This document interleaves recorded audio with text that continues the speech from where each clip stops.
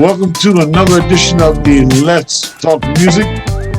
Richmond, RVA, myself, and my co-host buddy, partner in crime, Mr. Bill McGee, is on the line.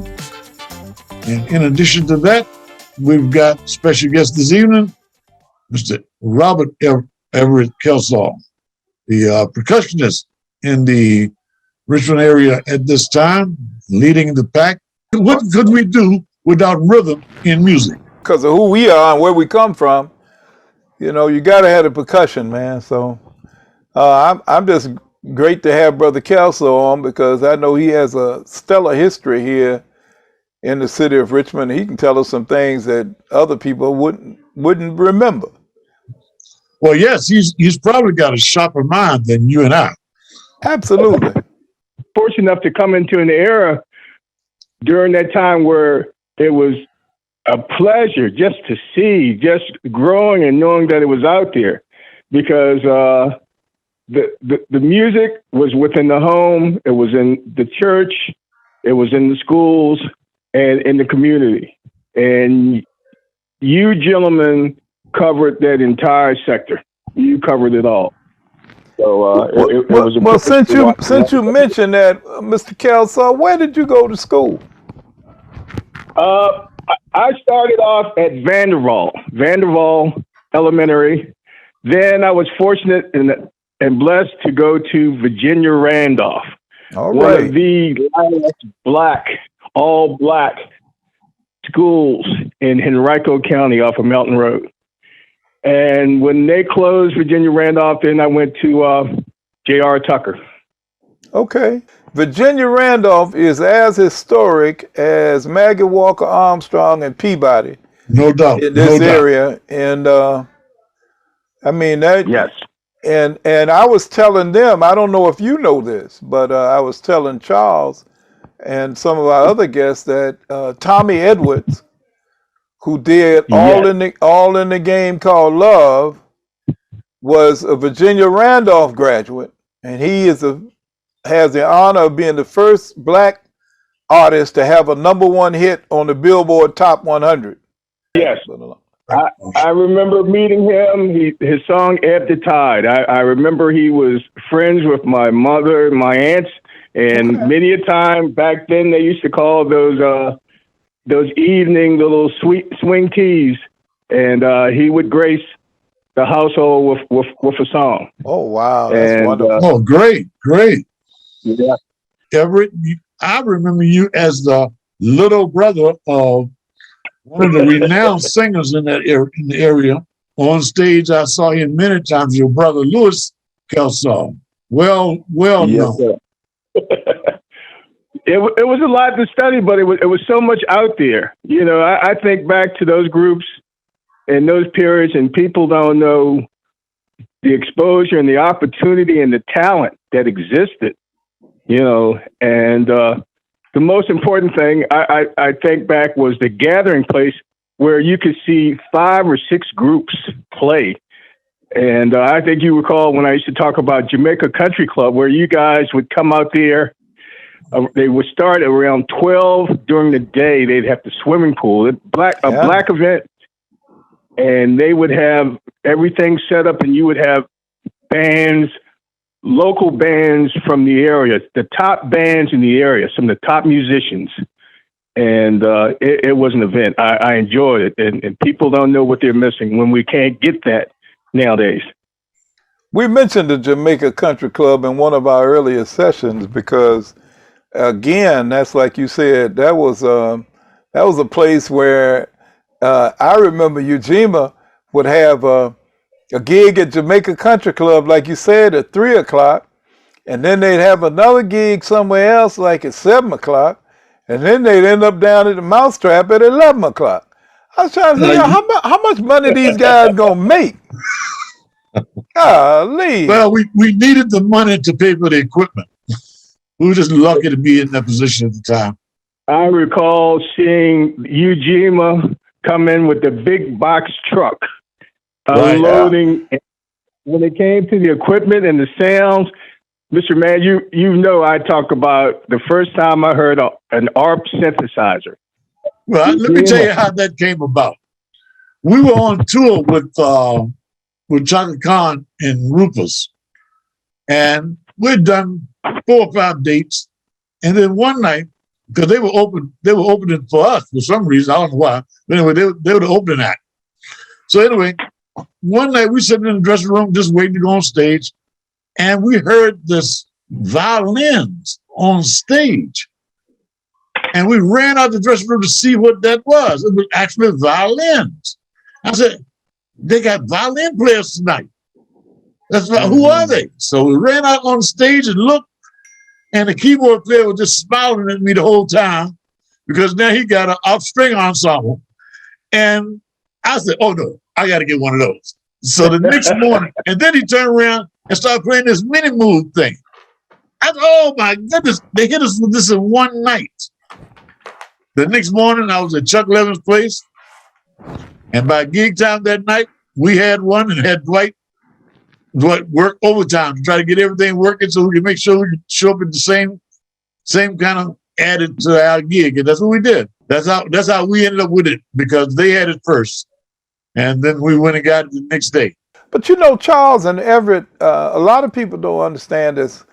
Historically, Virginia didn't have mixed drinks and law and had the blue law and everything else. Everybody was forced to have a private club. Private clubs were the only way you could have alcohol. Right. So that everybody know we grew up with people buying chasers and setups. And if you ask somebody right now, what is a setup? They look at you like you're crazy, like a setup. Why would I need brown bag? Because you had to bring you had to BYOB. BYOB. That was it. And the club made a killing off of setups because you couldn't bring anything but that. Ice bucket and cups. Ice bucket and cups. That touches a nerve. That goes back to the song, the smaller the club, the bigger the party. Yes, sir. That's right. So what happened was in Richmond in particular, Charles, it dates all the way back to black people who were free before Emancipation Proclamation, who worked on the tobacco docks. Yeah. All right. And so those were the freemen. And those people had a different class structure than people who were slaves at the time. Correct. And then, so they got jobs as free blacks here in Richmond. And then when the Emancipation Proclamation came in, former slaves got jobs. And then a lot of the clubs here, Brother Kelsaw, were based on where you worked. So everybody knows that the folks at 533 had a little more upper crust going with them. That's why you can look at their membership and know who the 533. The busmen, from wherever I said, were bus drivers. Right. Like the military retirees, which is still functioning to this day. But then there was guys who worked at the post office that had their own club. And I really would like it sometime or another for somebody to do a little history on, the private clubs in Richmond and who were the different factions behind those private clubs. Right. Trying to recall who the management or who were the owners of those clubs, promoters.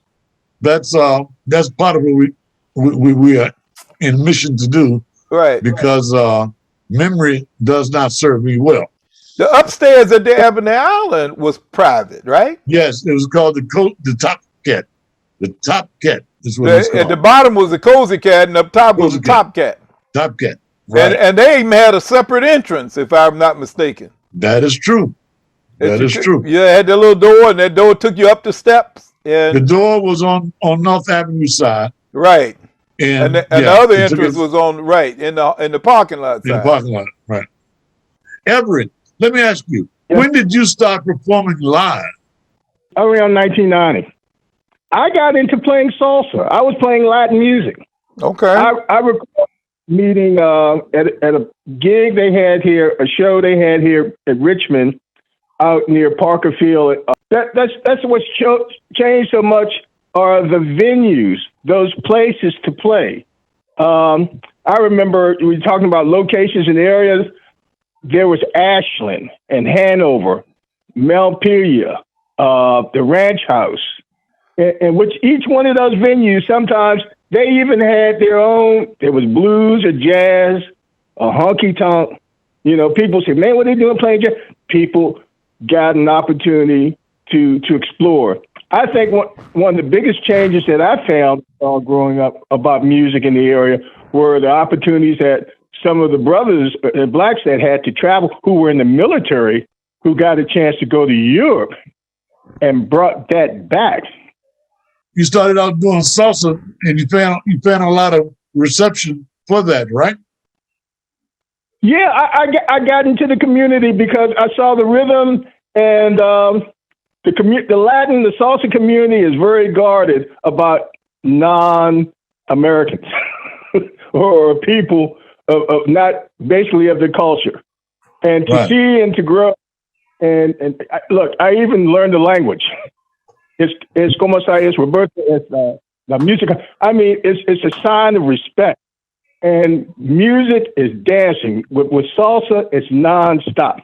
But it's still the heritage of black music, of dancing, the rhythm from the drum, because they love it. The drum is a heartbeat. It's a heartbeat of that music, no doubt. Believe it or not, Bill, drums and trumpet players. Oh, yeah. Percussionists and trumpet players are big in salsa music. I know. Yeah. A lot of people don't know this, and I won't get too far off beating with Brother Kelsaw is. A lot of that happened because Caribbean and Hispanic, Latin people, their drums were not taken from them like the English colony did when with Africans, slaves, right? Because Africans who were imported here to do the work the drums scared the Europeans, whereas a lot of the other people in South America and down, they were either Spanish. They were brought in by Spanish or Portuguese or people who were so used to being in Africa. See, that's the other thing is the Portuguese and the Spanish and everything had colonized Africa, and the English, the British, and those people had not as much. Right. So they were not used to the culture as much. So when Africans started communicating with drums, it scared the bejesus out of these folks. Doc Gibbs played on Trussell's album, on our whole album. Matter of fact, he did all the percussion on Love Injection, and Love Injection has a long percussion break, and that's Doc Leonard Gibbs playing percussion on that. Bill, were you familiar with Washington? Larry Washington. Larry, out of Petersburg. Yeah, I know Larry Washington. I told you that Larry and I talked to Philadelphia. Larry was out of Dinwiddie. Okay, because he played on our album with Philly International. Right. Well, Larry was the one that told me he was from Virginia at the time, and I did not know. I was at Philly International, and Larry told me he was from Virginia, and I said, "Well, that's another one of the well-kept secrets." Yeah, he played I guess he never sessions with Philly. A lot of the sessions with Philly and the MFSB orchestra, Larry played percussions on a lot of that stuff. A whole lot of prominent musicians came from the Richmond area. Everett, can you name a few? I'm sorry. Wah. Yeah, Melvin called me Watson in L.A. Reagan. Yeah, right. Melvin Wah. He used to play a place here in Churchill. In Churchill is a place called Rendezvous East. Yeah, and that's where you would see Jerome Braley on drums. You would see Basie on bass guitar, Basie Saunders, and you would see Melvin Reagan on guitar. The three of them. Basie, Melvin Reagan, and Jerome are a group of Richmond folk that basically made it what we call to the bigs, and that was the last thing you basically saw of them. They were gone. Oh yeah. And of course, Joe was the same way. Major Harris was the same way. And I'm trying to think. Walter Morris and them. Walton, and once they started playing with the Moments, you didn't see them much back at home because they were on the road so much. And when they did come home, it wasn't a weekend, or when you come home and you're out on the road like that, you spend as much time with family as you can. You're not out at clubs hanging out that much, So Well, go ahead. It's Urban L. Basis Saunders. Irvin L. Basie Saunders. Okay. Junior. Oh, yeah. I remember watching this group. Now, this is one night, and my brother Lewis used to kind of babysit me, so I used to hang backstage and watch these guys play. But rest in peace, I saw Carlton Ailes. I saw Lil Tommy, Basie Saunders, and my brother Lewis. They played one night down at the Devils. The Devils Club, that's right. To show you how long Lewis has been playing, or how long, there's a 17-year difference in age between myself and Lewis. Oh, wow, okay. Really? You mentioned that, Everett, we were supposed to talk to Carlton Ailes, and that's one of the reasons that Charles and I stepped this thing up, because when Charles found out that Carlton had passed, and he had just talked to him about doing something like this, it became evident that, hey, you better hurry up and get it done. We need to get it going. Yeah. So we have interviewed Lil Tommy, and of course we missed Basie, and we missed Carlton. So who else did you say was in there? It was Lil Tommy. Oh, Lou. So we got to get Lou, right? You got to get Lou. And is Tommy still alive? Everett? Tommy Coleman? Tommy Coleman, yeah. Well, we lost Mr. Tommy Coleman back around early 70s. There are some who I know that I hear Lou talk to sometimes, with friends that are still there. I tell you who I miss, and I really love, when you were talking about sound and precision, Carlton Robinson. Right. I really like his towards his sound and what he used to put together. There are some of the guys who are left from, I think, Standing Room Only. I know that we just recently lost Ernest Walder, the drummer from Standing Room Only. That happened last year, I believe. Yeah. And there's still some of the guys from those groups. I've had an opportunity to do little events with them. There was Hugo. And Hugo Jackson and his brother Philip. Yeah, but like I said, these you guys were the guys we used to watch. I remember those flatbeds. Once again, up at Jamaica, they would do a flatbed in the middle of the field, and you would have the biggest power sound system. And right, I enjoy going to the events, but I look at the schools and some of the players and some of the musicians. Well, Mr. G, this will get to you. I went to Little State. Oh yeah, well I went to Little State too, bro. You were big. My master's is from Little State, and my big degree is from Little State. My little degree is from Big State. Let's put it that way. So what was Little State? What is Little State? Norfolk State was an extension of Virginia State University, of Virginia State College. Okay. Up until the late 60s, I think it was. Norfolk State was a division of Virginia State College. So they called it Little State. Well, a lot of people try to call it Little State. I see. But what did you major in, Kelsaw?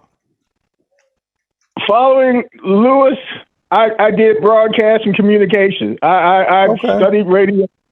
I got into that. And then I went to school here, Richmond Broadcast. Tommy Sposa, I interned at WANT with the people, but I stayed close to music. Because this was always the question. When people found out my name was Kelsaw, the first thing they would, you sing. Well, it's the same thing I asked you. I said, I saw him on Facebook, Charles, and I said, you wouldn't have to be any kid to the great Louis Kelsaw, would you? That's how he and I talk. Know, do you sing? I'll tell you, bro.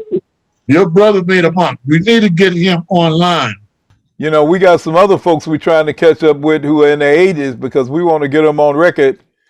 You know, none of us are promised another day, but hey. And we're losing people a lot younger than both of us. That's right. Yes. So the clock does tick at a different pace for everybody. He gives you guys, Mr. G. Everett, you have always reached out to me and my family. You've always had a high regard for music, and you've always expressed that interest and that love for music. I'm glad if we were any influence on you whatsoever, if we had any contribution to that, your music exposures, I'm glad we were able to do that for you. And because on the other hand, you could have concluded that we didn't sound that great. You know. Like you made a path, you opened a lot of doors, and like I said, you contributed so much to the community and to the school. Look, who couldn't stand up and say, "I don't know what you can do. Let me lay my funk on you." Look out! Yeah. Oh yeah, poison. That was poison. But Mr. G, you guys were out there. I think about Mr. Debo Dabney. I think about a lot of people that I had the opportunity to say, as young, I got to see them. I got to meet them. For me, my percussion, my greatest influence, they were playing a show at the Coliseum, and I got to meet Papa D. Allen. I think I might have been about 13, 14 years old. And that's how I got locked. Yeah, that'll lock you too.